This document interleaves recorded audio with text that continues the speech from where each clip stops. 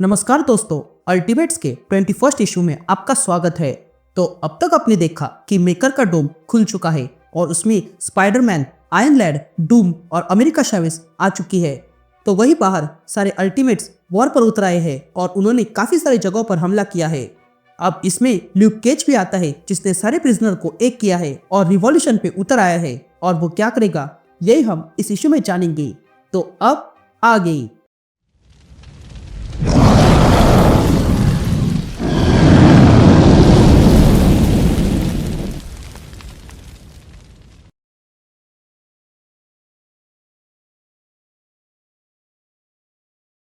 यहाँ हम Luke cage को देखते हैं जो कहीं पर अपने लोगों के साथ हमला कर देता है और फिर अपने लोगों से कहता है ये काउंसिल के लोग कमजोर पड़ रहे हैं, इसलिए अब रुकना मत, बस आगे बढ़ो। ये कहते ही ल्यूक केज आगे बढ़ता है और उसके लोग अंदर घुस जाते हैं और वहां पर भयंकर लड़ाई शुरू हो जाती है। तभी अंदर घुसकर ल्यूक केज सबको तोड़ने लगता है और कहता है लाइंस कोलैप्स हो रही है। ये कहते ही हम विंगस्पैन को देखते हैं जो हमला करती है और वहां के गार्ड्स को खत्म करती है। तो वही हम क्लॉक को देखते हैं जो इन गार्ड्स पे हमला करता है और कहता है तुम सब लोग डार्कनेस के शिकंजे में फंस चुके हो, अब तुम बच नहीं सकते हो। ये कहते ही क्लॉक उन सबको खत्म करता है। यहाँ हम नेमलेस को देखते हैं जो कोई और नहीं बल्कि इस यूनिवर्स का डेडपुल है, जिसके पास भी वही पावर्स है जो मेन अर्थ के डेडपुल के पास है। तभी नेमलेस भी अपनी तलवार से उन सारे गार्ड्स को खत्म करने लगता है और फिर वहां पर लाशें बिछा देता है। या हम पेनेंस को देखते हैं जो असल में इस यूनिवर्स का घोस्ट राइडर है और तब वो सामने आ रहे सारे गार्ड्स को खत्म कर देता है। तभी हम ल्यूक केज को देखते हैं जो वहां पर प्लेन बुलाता है और उसमें कूद जाता है और कहता है हम जिन पर हमला कर रहे हैं वो टास्क मास्टर है जो स्किल्स कॉपी कर सकते हैं और उनके पास कोई अकल नहीं है। ये लोग अब भाग रहे हैं, यानी कि हमने इस एटलांटा पर कब्जा कर लिया, वो भी 3 घंटों में। तभी वहां पेनेंस आता है और ल्यूक केज से कहता है मैं और सेरिबस जा रहे हैं उस जगह पे जो हमें डकोस्टा के फाइल में मिली थी और वो थी वैम्पायर नेशन। अब हमसे कोई नहीं बच पाएगा। तभी हम अल्टीमेट्स के लोगों को देखते हैं जो घायलों को बचा रहे थे। तभी ल्यूक केज कुछ घायलों को ले जाने लगता है और कहता है इन्हें इलाज के लिए ले जाओ और जो मरे हैं उन्हें अच्छे से दफनाओ। लेकिन तभी उन लाशों के बीच में ही एक टास्क मास्टर बाहर आता है और ल्यूक केज पर शूट करता है, जिसका ल्यूक केज पर कोई असर नहीं हुआ था। उल्टा वो शूट की हुई बुलेट ल्यूक केज से टकराकर फिर से टास्क मास्टर से लग जाती है और वो खत्म हो जाता है। यहाँ सीन शिफ्ट होती है और हम अल्टीमेट्स का एक हेडक्वार्टर देखते हैं जहाँ पर कुछ अल्टीमेट्स ने कुछ हफ्तों पहले ही कब्जा पा लिया था। तभी हमें एक आवाज सुनाई देती है जो कहता है एक बार कोई चीज अल्टीमेट्स के हाथ लगी उसके बाद वहाँ की सारी पुरानी आदतें बदली जाती है और नई लागू की जाती है। सोसाइटी को हमेशा बदलना चाहिए। यह नेशनल में हम अल्टीमेट्स का एक और हेडक्वार्टर देखते हैं जहाँ पर कुछ लोग इकट्ठा हुए थे। तभी उनकी लीडर कहती है ये फाइल्स देखकर पता चलता है कि इन लोगों ने बहुत पहले ही ऑयल का क्लीन और चीप अल्टरनेटिव ढूंढ लिया था और हमसे छुपा के रखा था। तो अब तुम क्या करोगे?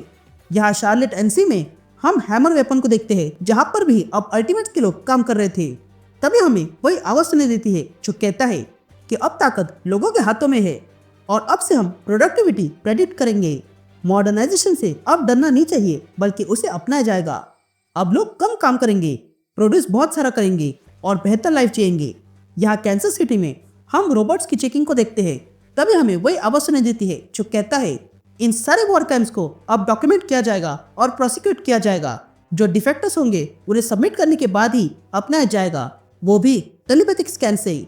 यहाँ एटलांटा में ल्यूक केज अपने लोगों को एक बड़ी फैसिलिटी दिखाता है और कहता है यहाँ पर कई सारी जगह खाली है, तो यहाँ पर बहुत से लोग हैं जिनके पास घर नहीं है, तो उन्हें यहाँ रखो और तैयार करो। यासीन शुरू होती है और हम डकोस्टा को देखते हैं जो कहता है थैंक यू क्वीन, तुम लाजवाब हो। जिस पर एमा फ्रॉस्ट कहती है हाँ मैं हूँ। तो रोबर्टो मेरे साथ चलो, तुम्हें अब सनरूम में जाकर रिसर्च करना होगा। तभी डकोस्टा एमा से कहता है ये वॉर है एमा, पर ये मुझसे कैसे जुड़ा है? ये हैंड और मिडवेस्ट तो आयरन जायंट्स के कलेक्टिव के सामने हार चुके हैं और वे लोग अब हमारे घर तक पहुंचने वाले हैं। तभी एमा कहती है कि ये अल्टीमेट्स प्रोग्राम परेशानी खड़ी कर रहा है, वो लोग क्रांति लाना चाहते हैं। जिस पर डकोस्टा कहता है हाँ, और हमारे पास मॉरल और मैसेज का प्रॉब्लम है। ये रिवॉल्यूशन भी एक प्रोडक्ट है और ऐसा कोई प्रोडक्ट नहीं है जो मैं बेच नहीं सकता हूँ। ये कहते हम डकोस्टा को देखते हैं जिसने अपने डिफेंडर्स नाम की टीम बनाई थी जो इन अल्टीमेट्स को रोकने के लिए काम आएगी। या हम ल्यूक केज को देखते हैं जो प्रिजनर के यहाँ आया था। तभी वहाँ उस कैदियों में हम जोना को देखते हैं जो ल्यूक केज से कहता है, तुम गद्दार हो। मेकर ने इतनी अच्छी दुनिया बनाई थी और तुम उसे बिगाड़ने में लगे हो। तुमने हमें बंद करके रखा है और अपने आप को फ्रीडम फाइटर कह रहे हो। ये सुनते ही ल्यूक केज जोना से कहता है, तुम सबके लिए खतरा हो, इसलिए तुम्हें यहीं पर रहना होगा। एक बार ठीक से कायदे कानून लग जाए, उसके बाद तुम्हें न्याय मिलेगा। लेकिन तभी जोना गुस्से में आकर ल्यूक केज को बुरा कहने लगता है।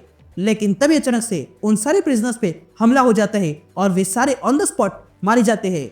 ये देखकर ल्यूक केज हैरान रह जाता है। तभी हम देखते हैं कि हमला करने वाले डिफेंडर्स थे। बेसिकली ये किसी न किसी हीरो की कॉपी थी। तभी देखकर ल्यूक केज विजन को कांटेक्ट करता है और कहता है, विजन, यहाँ पर सुपर पावर आ गया है, इसलिए मेरी मदद करो। लेकिन तभी डिफेंडर्स ये सारा मैसेकर इस तरह घुमा के दिखाते हैं कि सारे लोगों को ये लगे कि इन सारे हत्याकांड का जिम्मेदार अल्टीमेट्स है। ये देखकर ल्यूक केज को गुस्सा आता है, तो वही डिफेंडर्स का बैलिस्टिक सारे अल्टीमेट्स पर भारी पड़ रहा था। लेकिन तभी बैलिस्टिक तेजी से ल्यूक केज की ओर आने लगता है। ये देखकर ल्यूक केज जैसे ही वो अपने पास आता है, वैसे ही उसे जोरदार पंच मार के पीछे फेंकता है। यहाँ अल्टीमेट्स को पता चलता है कि डिफेंडर्स वहां आ रहे हैं। यह देखकर क्लॉक, नेमलेस और पेनिंस उनसे लड़ाई करने जाते हैं। यहाँ ल्यूक केज बैलिस्टिक पर हमला करता है, लेकिन बैलिस्टिक समय रहते ही वहां से हट जाता है।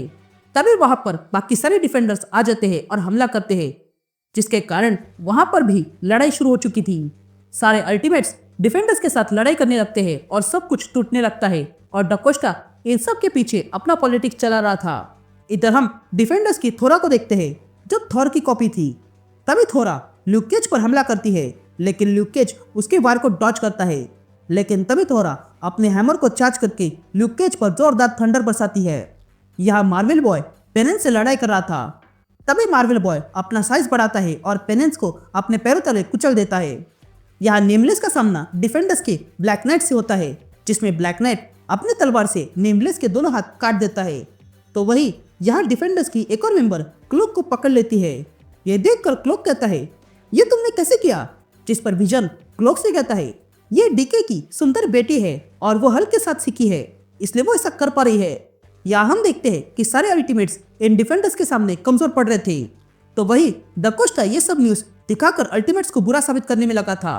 यहाँ ब्लैक नाइट नेमलेस के हाथ काटकर हंसने लगता है, लेकिन तभी वहां पर अल्टीमेट्स के और लोग आ जाते हैं और ब्लैक नाइट पे हमला करते हैं। तो वही कुछ लोग मार्वल बॉय पे हमला करते हैं और कुछ डीके की बेटी और थोरा पे और कुछ बैलिस्टिक पर। या ये देखकर बैलिस्टिक को गुस्सा आता है और वो कहता है, ये सब के सब मॉन्स्टर है और मैं इन मॉन्स्टर को खत्म कर दूंगा।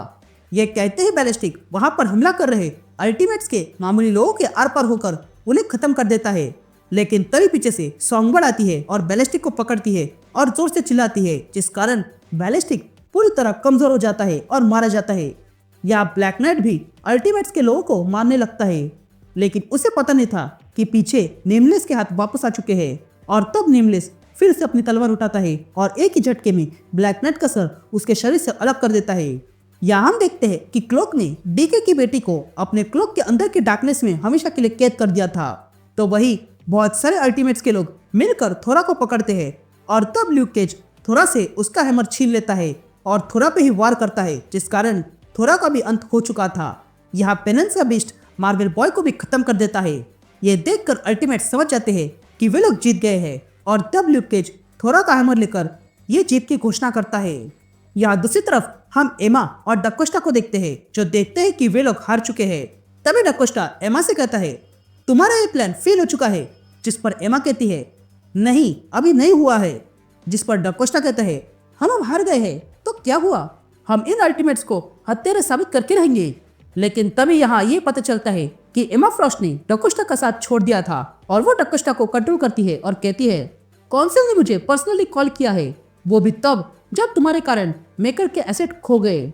उसके बाद तुम्हें हटाने का काम शुरू हो गया। मैंने अब अपनी ताकतों से तुम्हारे दिमाग के अंदर की सारी म्यूटेंट पावर को बंद कर दिया है और मैंने देखा कि तुमने ही इन बच्चों के साथ क्या किया है और अपनी बेटी के साथ क्या किया। यह कहते ही वहां पर रोबर्टो आ जाता है। तभी एमा उसे देखती है और कहती है, तुम्हें पता है ना क्या करना है। ये कहते ही हम देखते हैं कि रोबर्टो ने अपनी पावर से डकोस्टा को जला दिया था।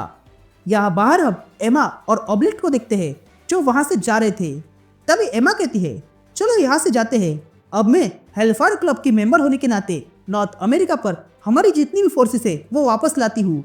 अब हम सिर्फ साउथ अमेरिका पर ध्यान रखेंगे, और रही बात नॉर्थ अमेरिका की, तो वो तो बैनर और ड्यूग्रे संभाल लेंगे, क्योंकि हमारे पास अब एक कॉन्टिनेंट है।